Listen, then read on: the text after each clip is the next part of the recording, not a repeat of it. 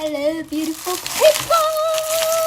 Let's do a cat haul. First item is this brush. Sira-sira na yung comb nila Yuna. Kaya, I bought another one and it has cute ears. Yan, pag pinush mo siya, mapupush din yung fur. Yuna's bows. Mukha kasi daw siyang lalaki. Kaya, binilan ko siya ng bows. Gusto niyo ba ng try on? Sige! Yan. Oh, hindi na siya mukhang... Uy, wait lang. Uy! Wait! Grabe naman. Ayan, di na siya mukhang lalaki.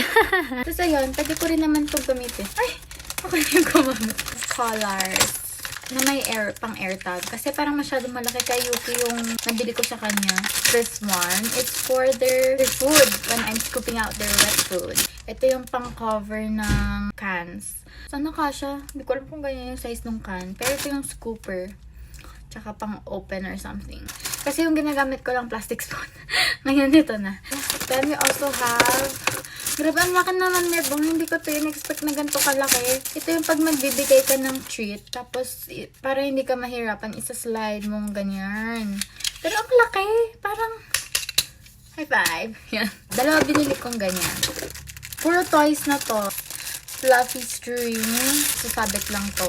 Kasi grabe sila sa gabi. Napakaingay. Hindi ko alam anong gagawin ko. Kasi ito yung favorite nila, yung feathers. So, I got one in pink. And last one, for a feathers din. Nandiyan na si Yuki, oh. I got a cute pet bag for them. Ayan! Ang cute! So cute! O, diba? Very coquette. Akala mo babag yan? Pwes, cat bag. Ito pala ang last item, yung sa car. Para kay Yuna to, kasi si Yuki gusto niya sa lap ko. Si Yuna naman, sa may gitna namin. Woohoo! Yun lang, gusto ko lang i-share kasi ang dami kong binili. Lahat ng sahod ko napupunta sa kanila. Yun lang, bye-bye. Follow us for more!